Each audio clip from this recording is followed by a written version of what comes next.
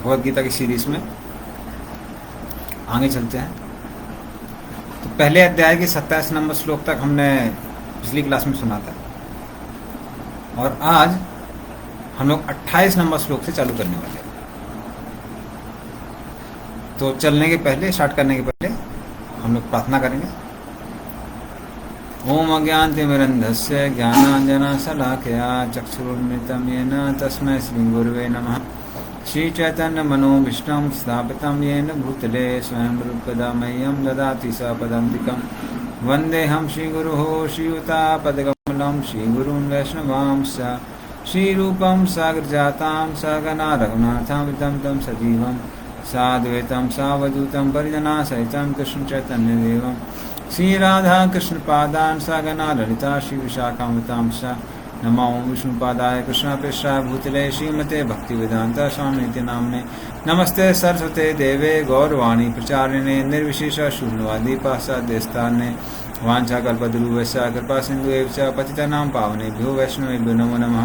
नमो महावदन्याय कृष्ण प्रेम प्रदायते कृष्णाय कृष्ण चैतन्य नाम्ने गौरतसे नमः। हे कृष्णा करुणा सिंधु दीन बंधु जगत्पते गोक्ष गोपिका कांता राधा कांता नमस्ते। तप्त कांचन गौरांगी श्री राधे वृंदावनेश्वरी वृषभानुसुते देवी प्रणमामि हरिप्रिये नीलाचल निवासाय नित्याय परमात्मने बलभद्र सुभद्राभ्यां जगन्नाथाय ते नमः। जय श्री कृष्ण चैतन्य प्रभु नित्यानंद श्री अद्वैत गदाधर शिवासादि गौर भक्तवृंद। हरे कृष्णा कृष्णा कृष्णा हरे हरे, हरे राम राम राम हरे हरे। हरे कृष्ण। तो हम लोगों ने 27 नंबर श्लोक तक लास्ट टाइम कर लिया था। 28 नंबर श्लोक से आज हम चालू करेंगे और हम देखेंगे कि अर्जुन क्या क्या कारण बताता है युद्ध न करने के। तो 28 से लेके 28, 29, 30 इन 3 श्लोकों में हम पहला कारण देखते हैं कि कैसे व्यक्ति जब वो शारीरिक चेतना के स्तर पर रहता है तो कई बार ऐसा व्यक्ति जीवन में सही से डिसीजन नहीं ले पाता है। तो वो हम अर्जुन के जीवन में भी देखेंगे। तो 28 नंबर श्लोक। अर्जुन वाच दृष्ट्वे मम स्वजनम कृष्ण युत्सुम समुपस्थितम सीदन्ति मम गात्राणि मुखम च परिशुष्यति। तो अपने सगे संबंधियों को देखने के बाद में अर्जुन कृष्ण से कहता है कि हे कृष्ण दृष्ट्वा इमं स्वजनम कृष्ण, अरे मैं तो आपसे कह रहा था कि मेरे जो शत्रु हैं, जो दुर्बुद्धि दुर्योधन को प्रसन्न करने के लिए युद्ध के लिए तत्पर है, मैं उनको देखना चाहता हूं। पर कृष्ण मैं क्या देख रहा हूं, अरे ये तो मेरे अपने लोग हैं, स्वजन, मेरे बंधु बांधव हैं। युद्धम समुपस्थितम, लेकिन ये तो युद्ध करने के लिए इकट्ठे हुए हैं। और क्या हो रहा है, सीदंती माम गात्राणि, उनको देखकर मेरे शरीर के जो अलग अलग अंग हैं वो कांप रहे हैं। मुखम चा परिशुष्यति, और मेरा जो मुंह है वो कैसा हो रहा है, वो सूख रहा है, शरीर में कंपन हो रहा है, मुंह सूख रहा है। तो मैंने सोचा तो मैं अपने शत्रुओं को देखने जा रहा हूं, पर मैं तो देख रहा हूं कि ये मेरे मित्र ही हैं। तो इस तरह से जब व्यक्ति शारीरिक चेतना पे के स्तर पे गिर जाता है तो अपना धर्म ठीक से नहीं कर पाता है। उसी तरह से हम लोग देखते हैं, अगर कोई व्यक्ति अपनी ड्यूटी कर रहा है, कोई जज है, तो अगर कोई उसके सगे संबंधी उसके सामने है, उन्होंने कुछ गलत काम किया है, अगर वो शारीरिक चेतना पे गिर जाता है तो वो उनको दंड नहीं दे सकता है। इसलिए किसी भी व्यक्ति को जीवन में अगर मान लीजिए कुछ डिसीजन लेना है तो वो शास्त्रों के अनुसार होना चाहिए, वो शारीरिक चेतना के अनुसार नहीं होना चाहिए। अन्यथा हमको ऐसा लग सकता है कि हम अपने सगे संबंधियों को बचा रहे हैं, लेकिन हो सकता है कि हम उनको नरक की ओर ढकेल रहे हैं। क्योंकि यदि किसी व्यक्ति को उचित दंड ना मिले तो नरक की ओर अग्रसर हो जाता है। जैसा छोटे में हमने एक बार एक कथा सुनी थी, कहानी थी कि एक बच्चा था छोटा सा, वो पहले पेंसिल चोरी किया करता था स्कूल में, उसकी माता कुछ कहती नहीं थी। फिर धीरे धीरे करके अपने मित्रों का पेंसिल बॉक्स ही चोरी करने लगा। फिर और बड़ा हुआ तो पूरा उनका बैग चोरी करने लगा मित्रों का। फिर और बड़ा हुआ तो आस पड़ोस में चोरी करने लगा, और करते करते एक बार उसने राजा का धनी चुरा लिया। लेकिन जब वो पकड़ा गया तो राजा ने उसको फांसी की सजा सुनाई। उस समय वो जो बच्चा था उसे पूछा गया कि आपकी आखिरी ख्वाहिश क्या है? तो कहने लगा कि मैं अपनी माँ से मिलना चाहता हूँ। तो उसकी माता को बुलाया गया और माता उससे आके मिलती है। तो बेटा अपनी माँ से कहता है कि माँ, मैं आपको कुछ बहुत गोपनीय चीज बोलना चाहता हूँ, थोड़ा पास में आइए। तो कारागार के अंदर थे, माता बाहर थी, और माता जब अपना कान उसकी ओर करती है सुनने के लिए तो जोर से कान काट लेता है। माता जोर से चिल्लाती, कहते ये क्या है, आज तो अपने माता के साथ भी दुर्व्यवहार कर रहे हो। तो वो कहता नहीं, जो दुर्व्यवहार तुमने मेरे साथ किया है उसकी तुलना में आज मैं जो कर रहा हूं वो दुर्व्यवहार बहुत कम है। क्योंकि जब मैं छोटी छोटी चीजें चोरी किया करता था तुमने मुझे दंड नहीं दिया, तुमने मुझे सही शिक्षा नहीं दी, और आज उसकी वजह से मैंने इतनी बड़ी चोरी की जिसका मुझे दंड भुगतना पड़ रहा है, जिसकी वजह से अभी मुझे फांसी की सजा होने वाली है। तो उस तरह से व्यक्ति जो शारीरिक स्तर पे मोहग्रस्त हो जाता है वो उचित न्याय नहीं कर सकता है। हाँ। तो अर्जुन वही हो रहा है अर्जुन के साथ में। वो कह रहा है कि मैं इनके साथ युद्ध कैसे करूंगा, ये तो मेरे सगे संबंधी हैं। फिर वो आगे बोलता है, वे पतुस्सा शरीरे में रोम हर्षस्य जायते गांडीवम संसते हस्ता त्वक्चैवा परिदह्यते। वे पतुस्सा शरीर में, मेरे शरीर में कंपन हो रहा है, रोम हर्षस्य जायते, और मेरे जो शरीर के बाल हैं वो खड़े हो रहे हैं। किसके कारण? उत्साह के कारण नहीं, खुशी कारण नहीं, दुख के कारण। क्या होगा? गांडीव संसते हस्तात, मेरे हाथ से मेरा जो धनुष है, गंडी धनुष, वो गिर रहा है। अब ये बहुत बड़ी बात थी। क्यों? क्योंकि अर्जुन ने युद्ध के पहले ये प्रतिज्ञा ली थी कि कोई भी मुझे गांडीव धनुष नीचे रखने के लिए बोलेगा मैं उसकी हत्या कर दूंगा। और हम देखते हैं कि महाभारत के युद्ध के समय ऐसा ही हुआ। उस समय कर्ण महाराज युधिष्ठिर को बंदी बना लेता है, और फिर महाराज युधिष्ठिर वो उनके टेंट में जाके छोड़ देता है। क्योंकि कर्ण ने कुंती महारानी को प्रतिज्ञा दी थी, ये वादा किया था कि आपके 5 पुत्र ही रहेंगे, क्योंकि वो भी उनका पुत्र था। तो कह रहे आपके 5 रहेंगे, अर्जुन रहेगा या मैं रहूंगा, लेकिन अन्य 4 लोगों को मैं मारूंगा नहीं। तो वो युधिष्ठिर महाराज पे विजय प्राप्त करता है, उनको बंदी बना लेता है, उनका अपमान करता है और अपमान करके छोड़ देता है। और उस समय जब अर्जुन को पता चलता है तो अर्जुन बड़ा चिंतित हो जाता है कि ऐसा तो नहीं है कर्ण ने कुछ घाव दिए हैं हमारे युधिष्ठिर महाराज को। तो अर्जुन मिलने के लिए आता है, और जब अर्जुन मिलने के लिए आते हैं युधिष्ठिर महाराज कहते हैं, अर्जुन, सच्चे क्षत्रिय तुम्हारे जैसे होते हैं, जिसने अपने भाई के अपमान का बदला लिया और कर्ण को हरा के आ रहा है। अर्जुन बोला, नहीं, मैं तो कर्ण से युद्ध किया भी नहीं, मैं तो सीधा आपके पास आया। तो युधिष्ठिर महाराज को बहुत क्रोध आ जाता है। वो कहते हैं, क्या फायदा तुम्हारा गांडीव धनुष धारण करने का, फेंक दो उसको अपने हाथ से। तुरंत अर्जुन को अपनी प्रतिज्ञा याद आती है, अपनी तलवार निकाल लेता है युधिष्ठिर महाराज को मारने के लिए। कृष्ण बोलते हैं, ये क्या खेल चल रहा है? तो कहता है कि कृष्ण, मैंने ही प्रतिज्ञा ली थी। कृष्ण कहते हैं, तुम पांडव लोग हो, तुमको प्रतिज्ञा लेने का बहुत शौक है, बात बात में प्रतिज्ञा ले लेते हो। प्रतिज्ञा लेने से पहले सोचना चाहिए। फिर कृष्ण समझाते हैं, कहते हैं क्षत्रिय का अपमान उसकी हत्या से भी ज्यादा दुष्कर है, उससे भी ज्यादा कष्ट देने वाला है। इसलिए तुम युधिष्ठिर महाराज का अपमान करो, वो उनको मारने जैसा होगा।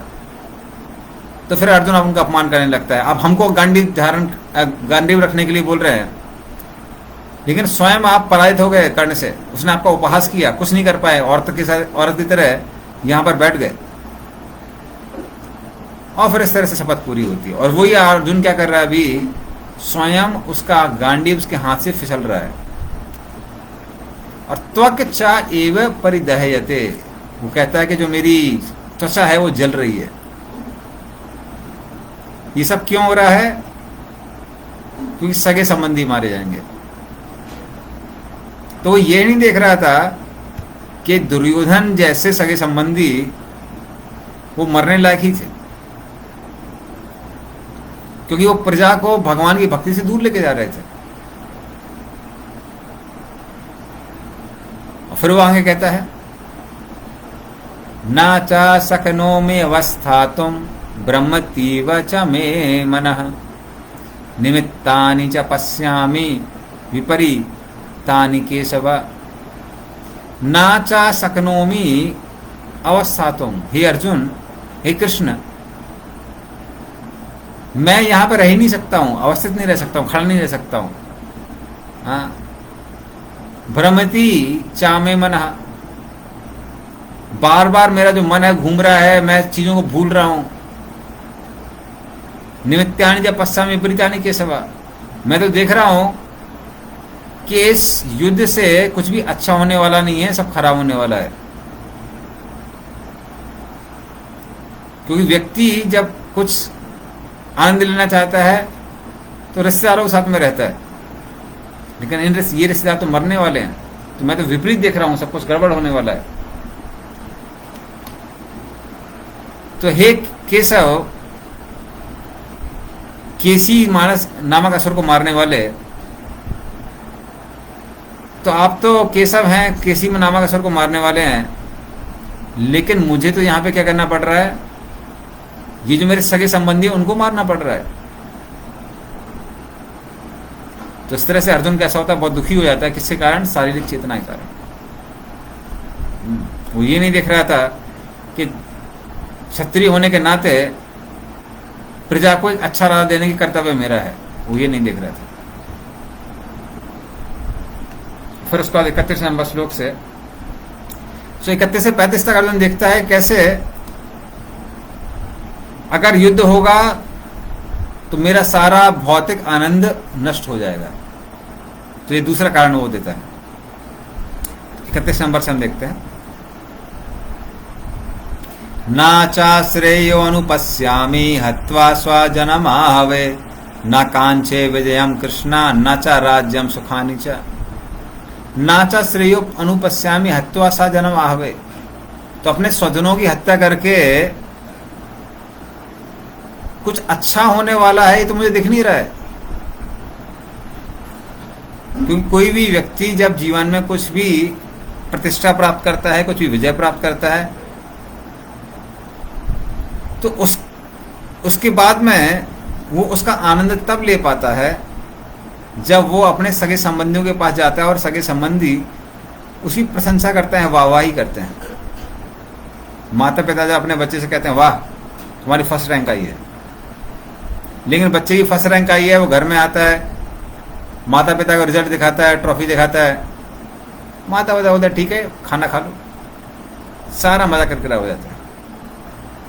लेकिन यहां पर अर्जुन देख रहा है कि जिनके साथ में आनंद भोग करना है, जिनके साथ में अपने विजय के उत्सव को मनाना है, वो तो सामने मरने के लिए और मारने के लिए खड़े हुए हैं। तो हमको तो लगता नहीं कि अरे कृष्ण कुछ आनंद हमको मिलने वाला है। ना कांचे विजयम कृष्णा, अरे जिनके साथ में हम आनंद भोग करने वाले हैं वही उन पे ही विजय प्राप्त करना है, ऐसी विजय हमको नहीं चाहिए कृष्ण। ना चाह राज्य, हमें ऐसा राज्य भी नहीं चाहिए हमको, और ना ही ऐसा सुख चाहिए, क्योंकि सुख सब क्या होने वाला है, खत्म होने वाला है। तो इस तरह से अर्जुन मना कर देता है। वैसे क्षत्रियो को अपना धर्म करना चाहिए, कोई भी उनके सामने समक्ष क्यों ना हो, क्षत्रिय को युद्ध करने के लिए एकदम उद्गत रहना चाहिए, क्योंकि वो क्षत्रिय का धर्म है। प्राचीन काल में हम देखते हैं कि एक राजा हुए हैं,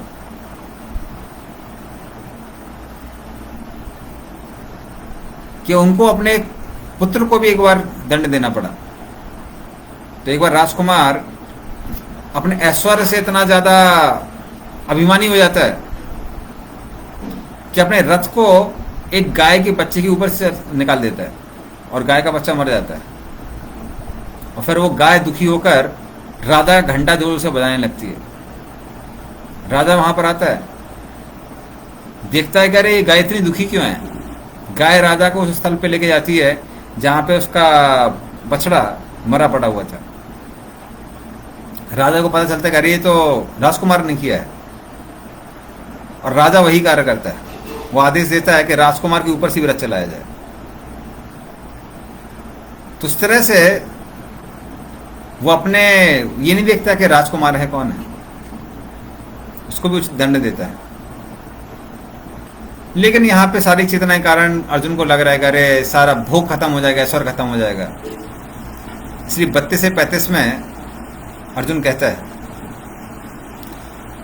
किम नो राजेन गोविंदा किम भोगेर जीवितेन वा येषाम् अर्थे कांक्षिताम नो राज्यम भोगा सुखानि च ता इमे अवस्थिता युद्धे प्राणां त्यक्त्वा धनानि च आचार्या पितरा पुत्रा तथैव च पितामह मातुला स्वसुरा पौत्रा श्याला संबंधिनस्तथा एतान्न हन्तुमिच्छामि घ्नन्तोऽपि मधुसूदन अपि त्रैलोक्य राज्यस्य हेतु किं नु मही कृते निहत्य धाश्रान्ना का प्रीति स्यात् जनार्दन।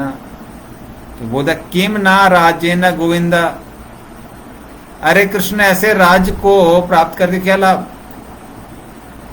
तो हे गोविंद, जो सबकी इंद्रियों को और गायों को सुख देते हैं, मेरी इंद्रियों को भी सुख दीजिए, ये दुख मत दीजिए, युद्ध करने के लिए मत बोलिए। किम भोगे जीवितेन वा,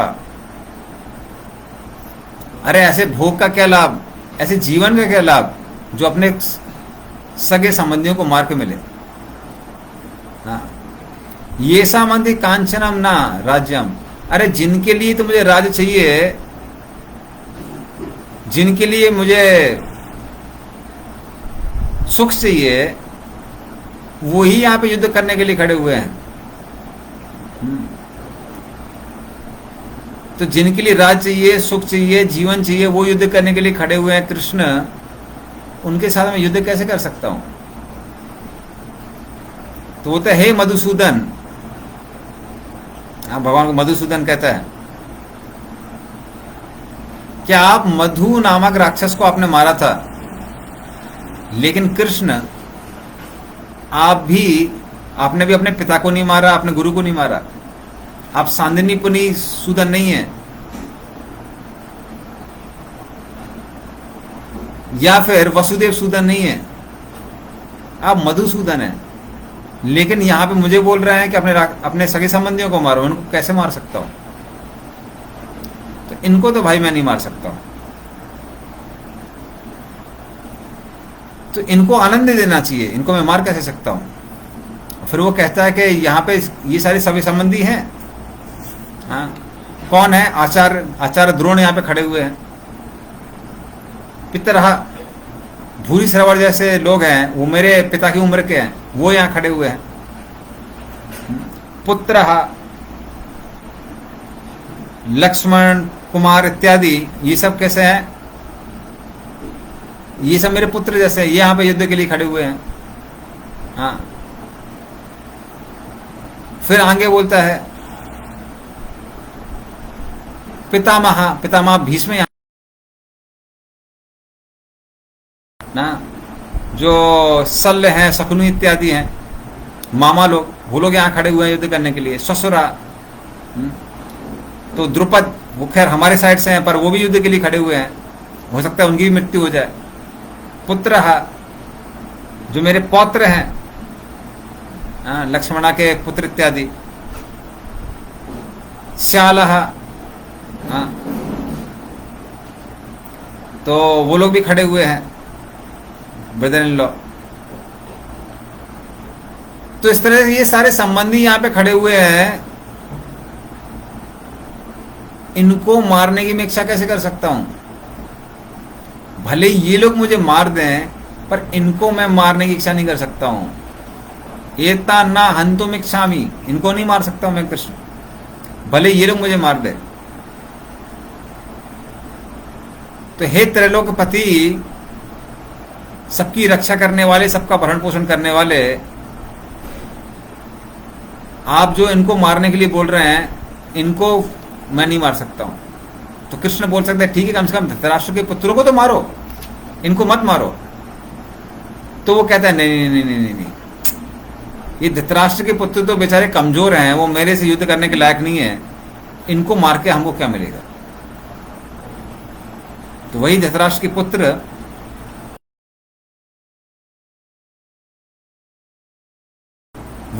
के पुत्र जिन्होंने भीम को विष दिया था, उनके साथ छल करके इन लोगों को 14 वर्ष का वनवास दिया, वन में मारने का कितनी बार प्रयास किया, लाक्षागृह में जिंदा जलाने का प्रयास किया। अर्जुन कह रहा है कि नहीं नहीं नहीं, इनको हम नहीं मार सकते। लेकिन ऐसा नहीं कि सिर्फ इन्होंने अर्जुन के साथ या पांडवों के साथ ऐसा किया। जो लोग अपने राज्य के लिए पांडवों के साथ ऐसा कर सकते हैं, वो तो किसी के साथ भी ऐसा कर सकते हैं। जिसकी ऐसी विकृत मानसिकता है, वो किसी के साथ भी ऐसा कर सकता है।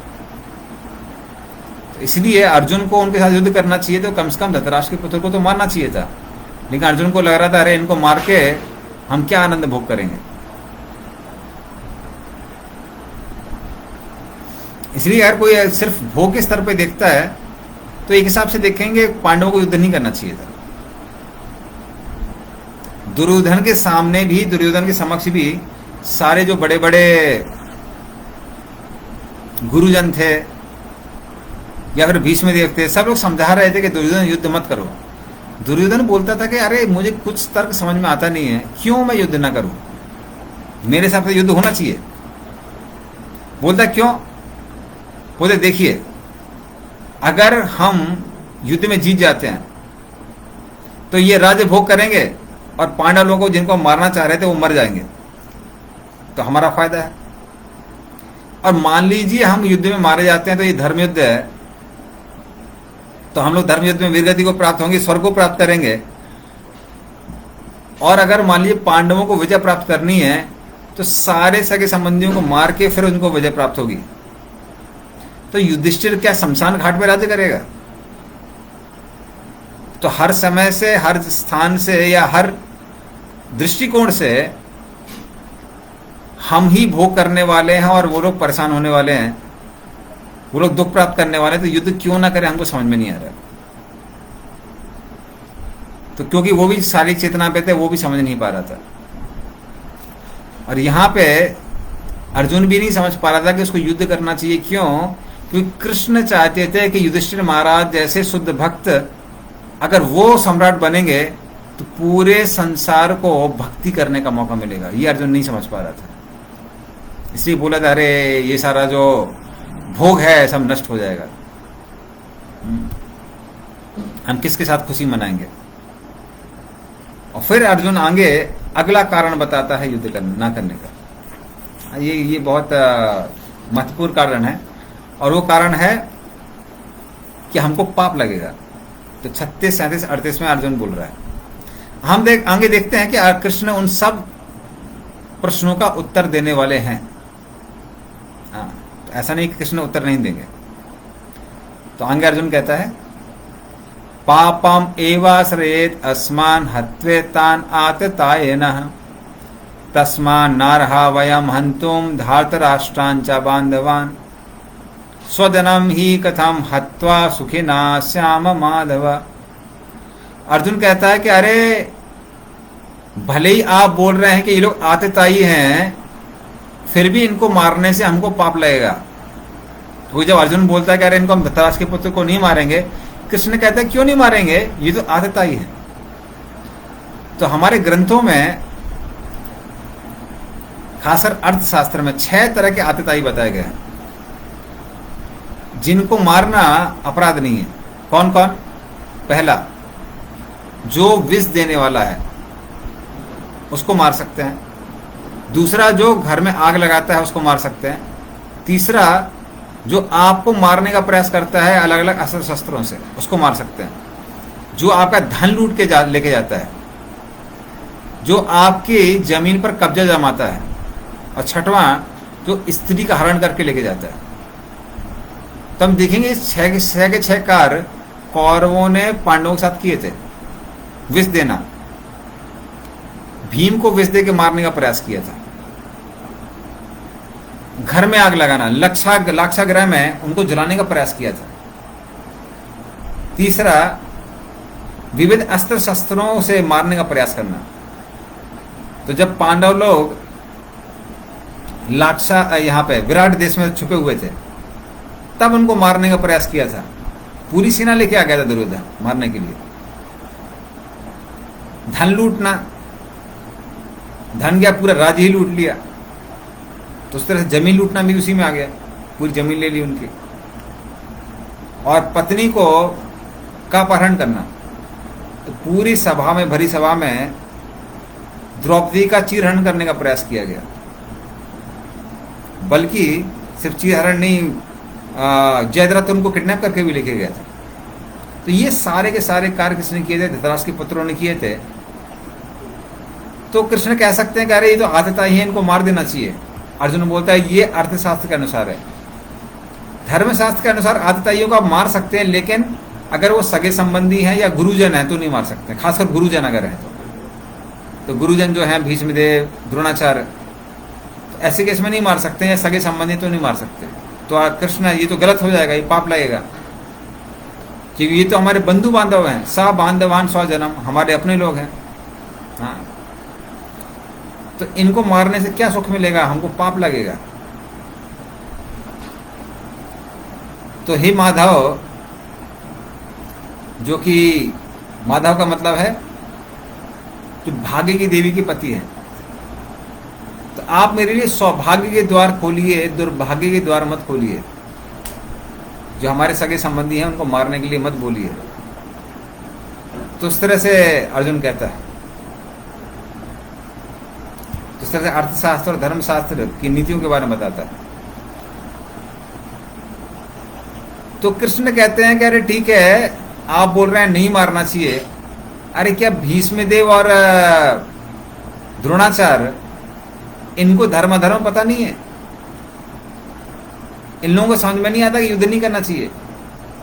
और जब वो युद्ध करने के लिए तत्पर हैं, तो तुम युद्ध करने के लिए तत्पर क्यों नहीं हो? तो उसके लिए अभी अर्जुन का जवाब तैयार था एकदम। 37 और 38 में अर्जुन बोलता है, यदि ये पीए ते न पश्यन्ति लोभ पहता चेतसः कुल छाया कृतम दोषम मित्र द्रोहे च पातकम कथम न गेयम अस्माभिः पापात् अस्मानिवर्तितुम कुल छाया कृतम दोषम प्रपश्यद्भिर्जनार्दन। तो हे जनार्दन,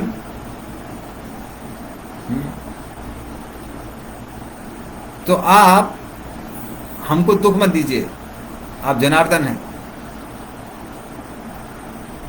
तो यदि भी ये पी न पश्यन्ति, अगर ये लोग नहीं देख पा रहे हैं किसके कारण, लोभ अपहता तेज था, तो ये जो गुरुजन है हमारे भीष्मदेव द्रोणाचार्य, क्योंकि इन्होंने किसका नमक खाया है? दुर्योधन का नमक खाया है, इसलिए उस लालच के कारण ये लोग नहीं देख पा रहे हैं कि युद्ध का परिणाम क्या होगा। लेकिन हमारे अंदर जब वो लोभ नहीं है, लालच नहीं है, तो हमको तो देखना चाहिए। हमको तो देखना चाहिए कि कुल क्षय कृतम दोषम, इसे कुल का नाश होने वाला है। सारे कुल के लोग जो वरिष्ठ लोग हैं यहाँ पे बैठे हुए हैं, उन सब का नाश होने वाला है यहाँ पे। तो मित्र द्रोहे च पातकम, जब आपस में मित्र लोग जब युद्ध करते हैं, हाँ, तो वो सबके पतन का कारण बनता है, उसमें पाप होता है। अब ये लोग पाप नहीं देख पा रहे हैं, ये नहीं देख पा रहे हैं कि सगे संबंधी युद्ध कर रहे हैं पाप है। किस कारण नहीं देख पा रहे हैं? लालच के कारण नहीं देख पा रहे हैं। दुर्योधन का नमक खाया है, पर हम तो देख पा रहे हैं। कथम ना गे अवश्य, अभी हम तो जानते हैं, हम क्यों ना करें, हम क्यों वो काम कर रहे हैं जो वो लोग कर रहे हैं। तो कुल चयम के तम दोषम, तो ये कुल का जो क्षय होने वाला है, नष्ट होने वाला है, कृष्ण ने जब हम देख पा रहे हैं तो हम ऐसा पाप क्यों करें? हमको तो नहीं लगता कि हमको युद्ध करना चाहिए। तो इस तरह से वो तीसरा कारण बताता है कि क्या होगा, पाप लगेगा कृष्ण, इसलिए हमको युद्ध नहीं करना चाहिए, मना कर देता है। और फिर वो आगे 39 नंबर से लेके आगे 43 श्लोक तक वो बताता है कि उससे क्या होगा, उससे पूरा कुल ही नरक में जाने वाला है इस युद्ध के कारण। तो वो भी कारण बताता है आगे। कुल क्षय प्रणश्यन्ति कुल धर्मा सनातना, धर्मे नष्टे कुलम कृष्णम अधर्मो अभिवर्त्युत। तो कुल क्षय प्रणश्यन्ति, तो जब कुल का नाश होता है तो क्या होता है, प्रणश्यति कुल धर्मा, तो कुल का जो धर्म है वो भी नष्ट हो जाता है।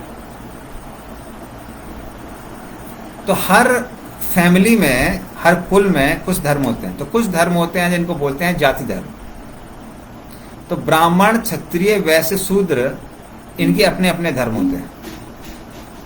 और उन धर्मों के बाद में कुछ धर्म होते हैं जिनको कुल धर्म भी कहते हैं। हर फैमिली की अपनी अपनी ट्रेडिशन होती है।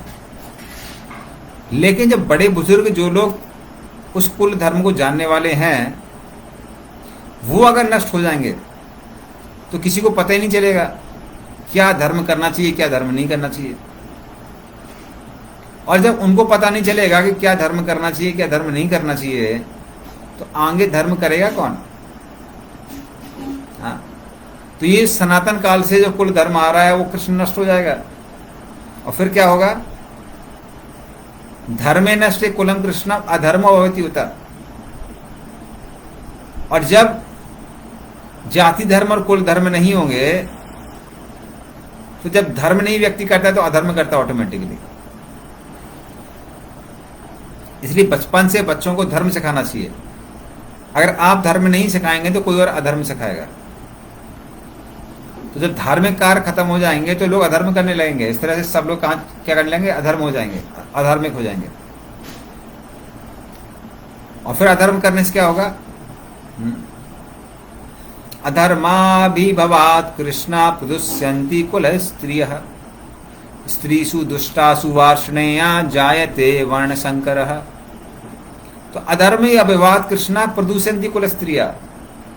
तो प्रदूषयन्ति कुल स्त्री का मतलब क्या है, जो कुल की स्त्रियां हैं, जब अगर उनमें पाप बढ़ गया तो अलग अलग लोगों से क्या करने लगेंगी, संबंध बनाने लगेंगी, अवैध संबंध बनाने लगेंगी।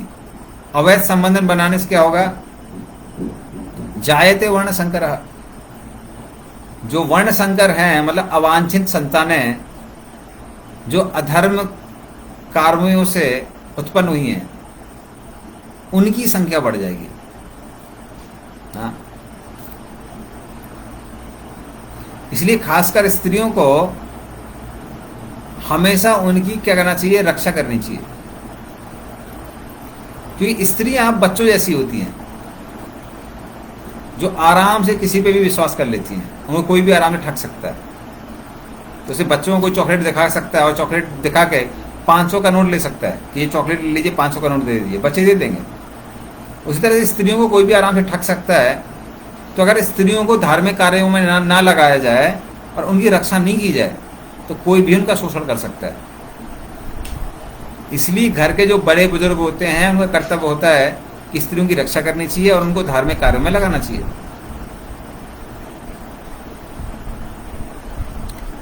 इसलिए मनु संहिता में बताया हुआ है कि बचपन में स्त्री की रक्षा होती करते, रक्षा करने वाला है उसका पिता, पिता को उसकी रक्षा करनी चाहिए।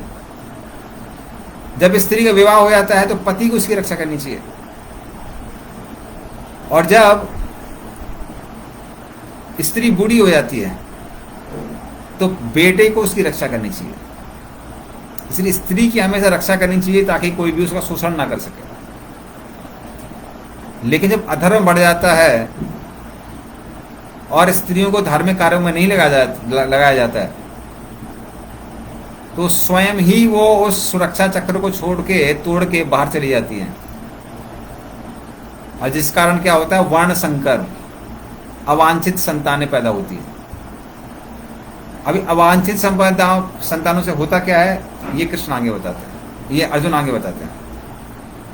संकरो नरकाय वा कुलघ्नानां कुलस्य च पतन्ति पितरो हि येषां लुप्त पिंडोदक क्रिया। तो उनसे क्या होता है, ये पूरे जीवन को नरक बना देते हैं जो अवांछित संतानें होती हैं। क्योंकि जब स्त्री पुरुष संतान उत्पन्न करते हैं तो उसमें पुरुष की चेतना के अनुसार संतान उत्पन्न होती है। और अवांछित संतान पैदा हुई है मतलब पूर्ण रूप से अधार्मिक प्रवृत्ति के साथ पैदा हुई है। अधार्मिक प्रवृत्ति के साथ स्त्री और पुरुष साथ में आए, तो जो बच्चे पैदा होंगे उनका भी क्या होगी, प्रवृत्ति आधार्मिक ही होगी, वो चेतना आएगी। तो वैसे लोग क्या करते हैं, पाप करते हैं संसार में और पूरे कुल को कहां लेके जाते हैं, नरक लेके जाते हैं। और साथ में क्या होता है, पतंती पितरो ही ये शाम। और जब वो लोग पाप करते हैं, धार्मिक कार्य रुक जाते हैं, तो जो पिंड दान इत्यादि जो क्रिया हो रही थी, इसके कारण पितृलोगों का उद्धार हो रहा था, तो वो क्या हो जाते हैं, वो पिंडदान वगैरह सब बंद हो जाता है। हाँ, और पिंडदान इत्यादि बंद होने की वजह से जो कुल के पितर हैं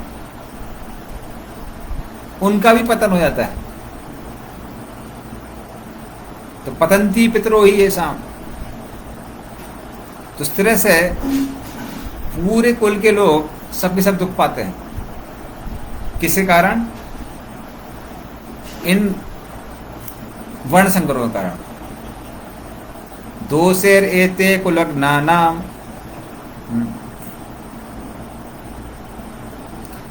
वर्ण संकर कारके उत्साद्यन्ते जाति धर्मा कुल धर्मस्य शाश्वता।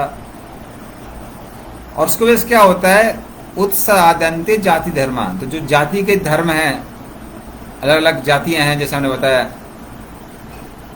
ब्राह्मण क्षत्रिय वैसे शूद्र, तो उनके अपने अपने जो फैमिली ट्रेडिशन चलती है, कुल धर्म चलता है। तो जाति धर्म है, कुल धर्म है, सब बंद हो जाते हैं। और जब लोग धर्म नहीं करते तो सबके सब अधर्म कैसे हो जाते हैं, प्रवृत्त हो जाते हैं। और जब अधर्म सब जगह फैल जाता है तो सभी लोग के लिए नरक का द्वार कैसा हो जाता है, खुल जाता है। तो अर्जुन बोलता है कि कृष्ण हमको लगता है ये ठीक नहीं है। और आगे क्या होता है, उत्सन्न कुल धर्माणाम मनुष्याणाम जनार्दना नरके नियतम वासो भवतीति अनुसुश्रमा। और हमने सुना है कि जो इस तरह से कुल धर्म को नष्ट करते हैं उनका तो पक्का है कि वो कई कई जन्मों तक नरक में वास करने वाले हैं। तो कृष्ण हमको भी नरक में वास करना पड़ेगा। तो उस तरह से अर्जुन ये चौथा कारण बताता है क्यों हमको कृष्ण ये युद्ध नहीं करना चाहिए, युद्ध से पीछे हट जाना चाहिए। और फिर वो आगे बोलता है, अहोबत महत पापम कर्तुम व्यवसिता वयम यद राज सुख लोभेना हंतुम स्वाजनम उद्यता। अरे कृष्ण, ये राज्य और सुख के लोभ से अरे हम क्या करने वाले हैं, हम इतना बड़ा पाप करने वाले हैं। और अपने इस लोभ के कारण हमारे जो स्वजन हैं उनको ही मारने के लिए हम लोग तैयार हैं। हंतुम स्वजनम, तो अपने ही जो स्वजन हैं उनको मारने के लिए हम तैयार हो गए हैं। ये तो कृष्ण अच्छा नहीं कर रहे हैं, हम लोग बहुत बड़ा गड़बड़ कर रहे हैं। अब मुझे समझ में आ रहा है। कब बोल रहा है, जब संग बच चुके हैं, युद्ध कभी भी हो सकता है। अब बोल रहा है। और फिर वो बोलता है, यदि माम अप्रतिकारम अशस्त्रम शस्त्रपाणया धातराष्ट्रा रणे हन्युस तन में क्षेमतरम भवेत, कि हे कृष्ण, अगर ये धृतराष्ट्र के पुत्र मुझ निहत्थे को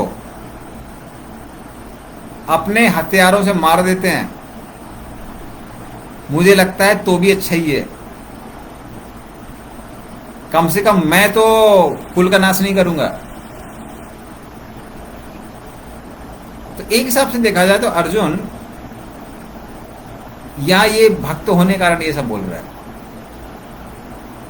लेकिन अगर हमको शिक्षा लेना है तो हम शिक्षा के लेने के हिसाब से देख सकते हैं कि ये सब किसकी वजह से हो रहा है, शारीरिक चेतना की वजह से हो रहा है। और इसको बोलने के बाद अर्जुन क्या करता है, संजय उवाच एवं उक्त्वार्जुना संख्ये रथोपस्थ उपाविशत् विसृत्य सा सरम चापम शोक संविघ्न मानसा। तो इस तरह से अर्जुन बोल के क्या कर देता है, अर्जुन अपना गांडीव साइड में रख देता है, तरकस साइड में रख देता है तीरों का, और वहां बैठ जाता है और रोना चालू कर देता है, दुखी हो जाता है और बोलता है भाई मैं अब युद्ध नहीं करूंगा। तो ये अर्जुन की हालत हो जाती है।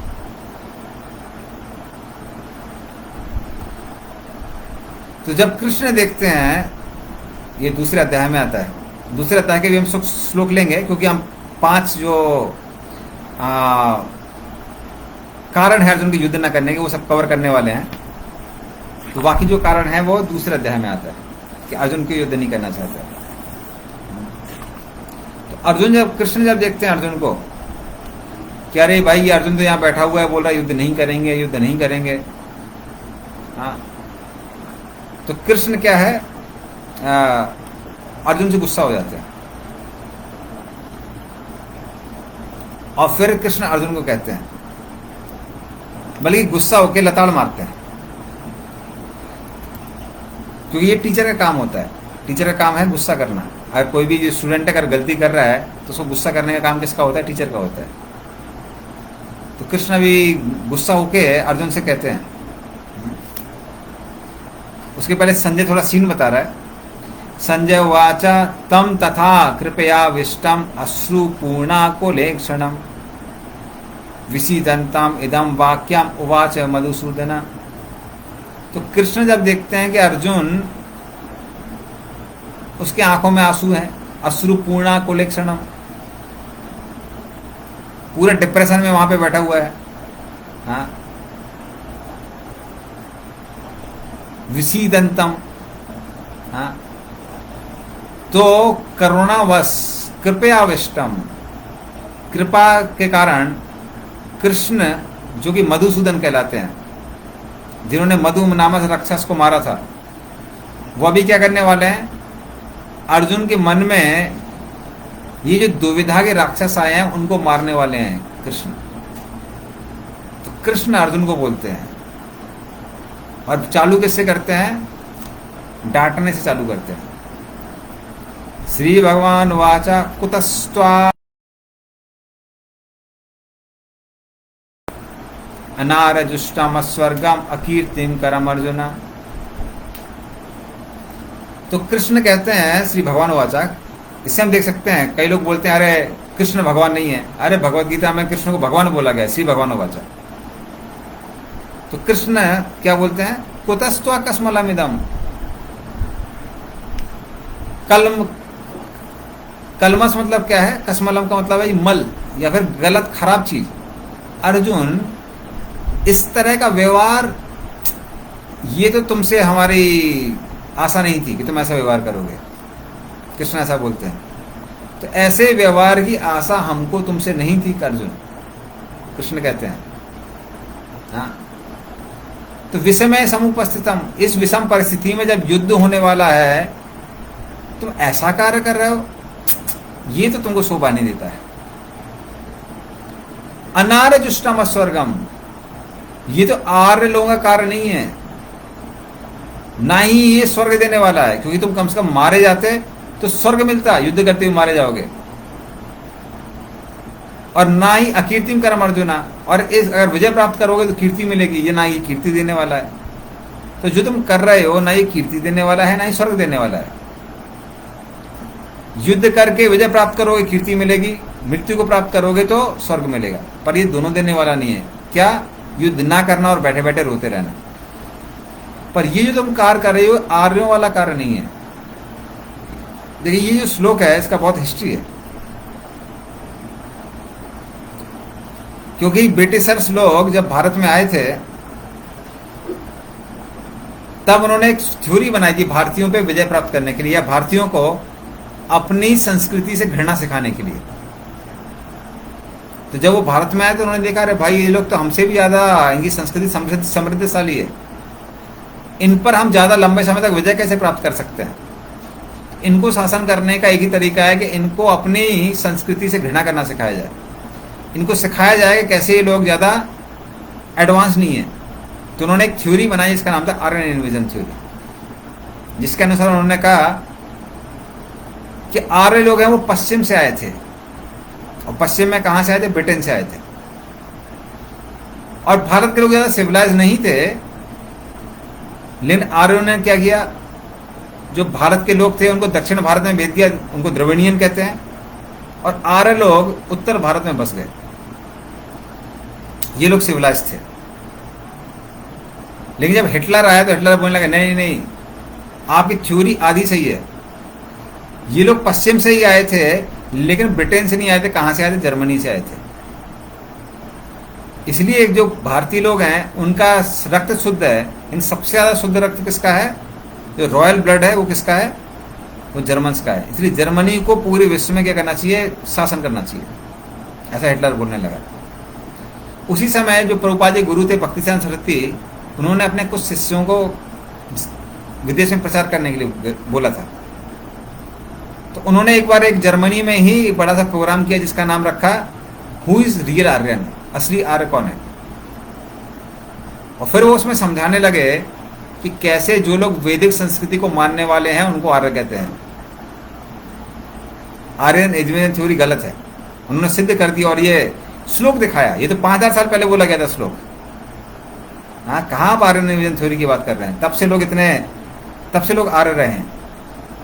वहां पे हिटलर का राइट हैंड मैन बैठा हुआ था, उसने सोचा कि अगर जर्मनी लोगों को पता चल गया कि असली आर्य कौन है, तब तो वो सब लोग ये सोचेंगे नहीं कि भाई हमारे जर्मनी के लोग इतने एडवांस हैं।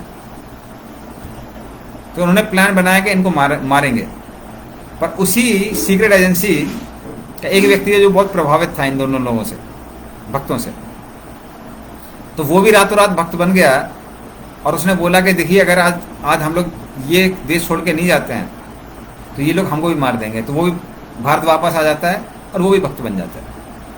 तो उस तरह से आर्य जो शब्द है, आर्य किसको बोला गया है? जो वैदिक संस्कृति का पालन करने वाले हैं, अर्थात वर्णाश्रम का पालन करने वाले हैं। और अर्जुन तो क्षत्रिय है, उसको युद्ध करना चाहिए था, उसको यहाँ पर रोना शोभा नहीं देता है।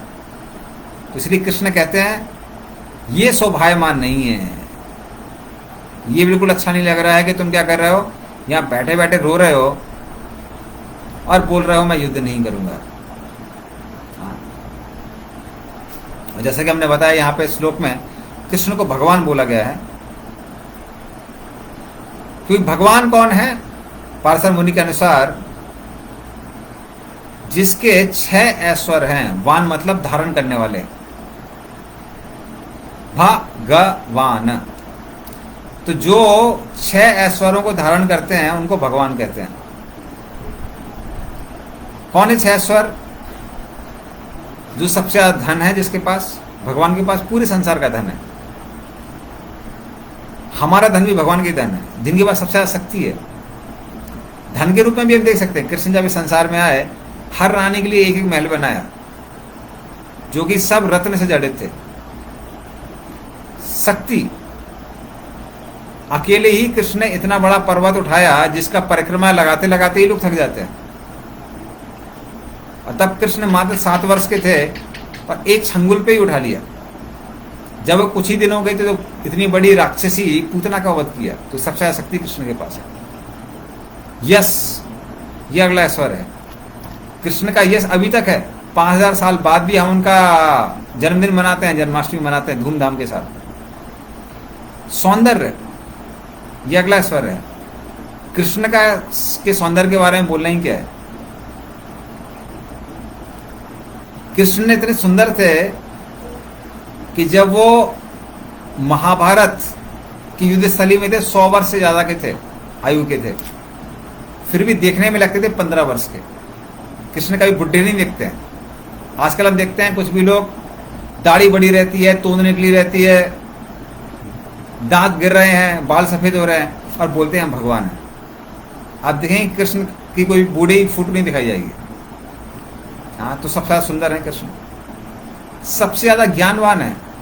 भगवद गीता जो भी हम सुन रहे हैं कृष्ण ने बोली है, इसलिए आज भी 5000 साल पहले भी बाद भी लोग उसको समझने का प्रयास कर रहे हैं, उसके अनुसार जीने का प्रयास कर रहे हैं। तो ये ज्ञान है कृष्ण का। और वैराग्य, ये छठवां है। इतना कुछ होते हुए भी कृष्ण ने क्या रोल लिया है, अर्जुन का रथ हाँकने का रोल लिया है। जैसे हम पहले भी डिस्कस किया था हमने, युद्ध क्षेत्र में क्योंकि ध्वनियां नहीं सुनाई देती है किसकी, योद्धा की, तो योद्धा सारथी को पैर मार के बताता है कि दाएं साइड जाना है या बाएं साइड जाना है। वो सारी चीजें सहन करने के लिए कौन तैयार है, यहाँ पे कृष्ण तैयार है, भगवान होते हुए। तो इस तरह से कृष्ण क्या है, सबसे ज्यादा वैरागी है।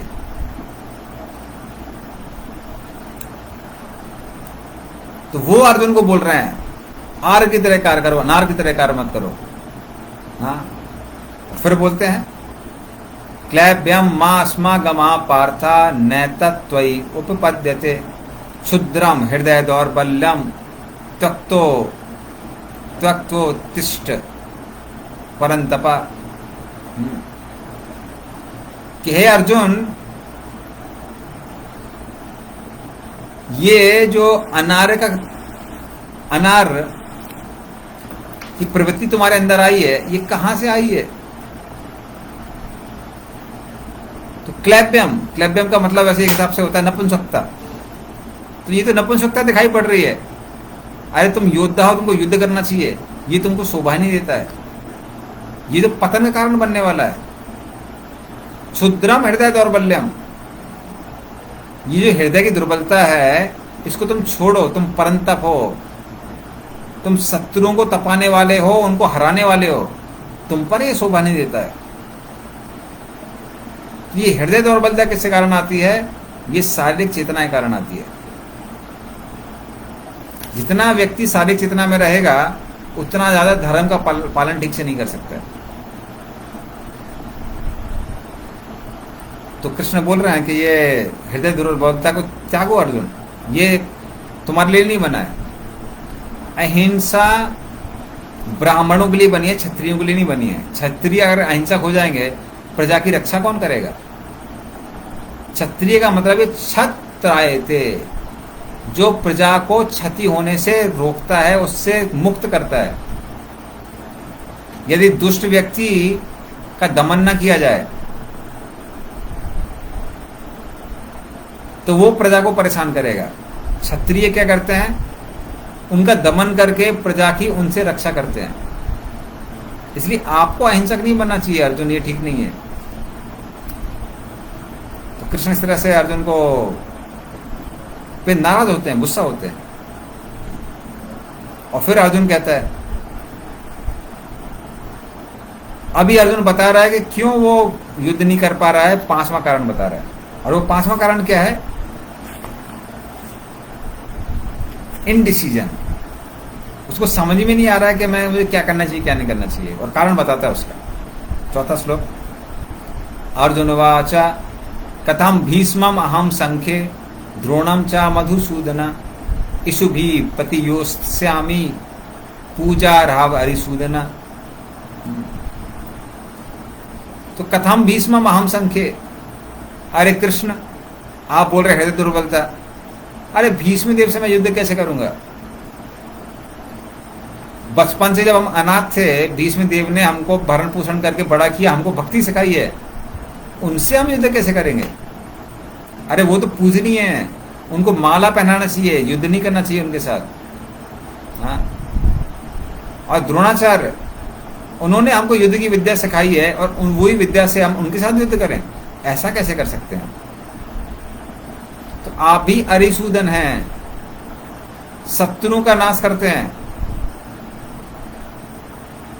लेकिन आप मुझे क्या बोल रहे हैं? मुझे बोल रहे हैं कि अपने सभी संबंधियों को मारो, पितामह भीष्म को मारो, द्रोणाचार्य को मारो। ये कृष्ण उचित नहीं है।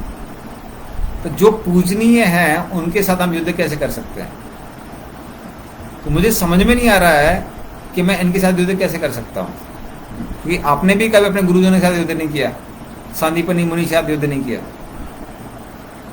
तो भगवान, हम तो डिसीजन नहीं ले पा रहे हैं कि युद्ध करना चाहिए।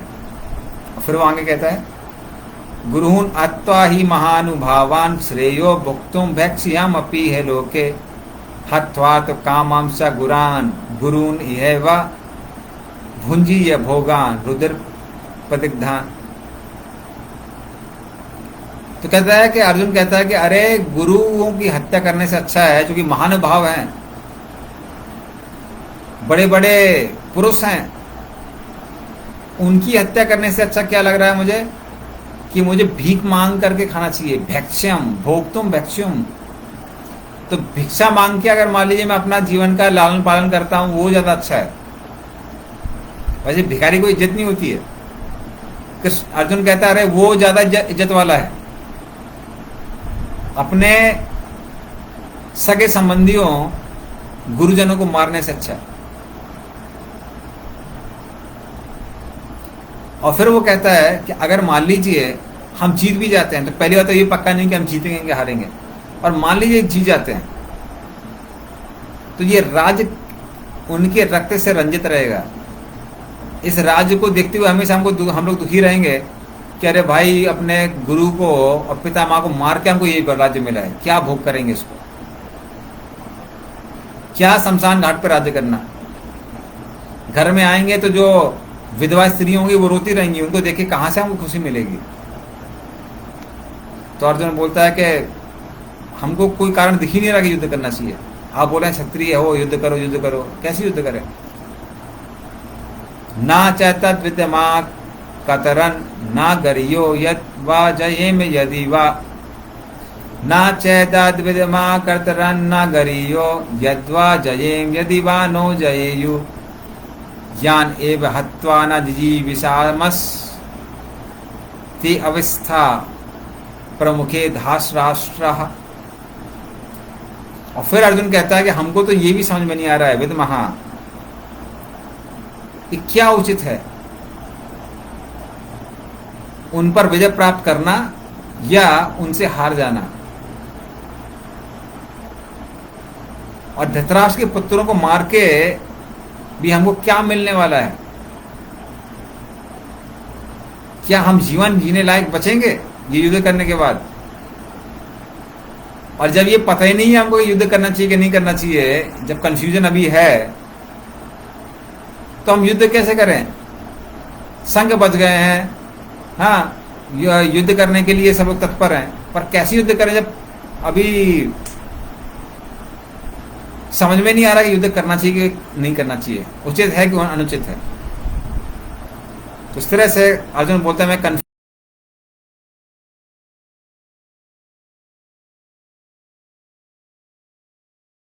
कृष्ण कहने लगते अरे तुम ही बोल रहे हो ना कि क्या करना चाहिए, भीख मांगनी चाहिए, तो क्या मुझसे पूछ रहे हो? और फिर अर्जुन क्या करता है? कृष्ण के चरणों में समर्पित हो जाता है। तो ये हम लोग इसके बारे में नेक्स्ट क्लास में सुनेंगे। तब तक हम कथा को यही विराम देते हैं। श्रीमद् भगवद गीता की जय, श्रील प्रभुपाद की जय, निताय गौर प्रेमानंदे, हरे हरि बोल।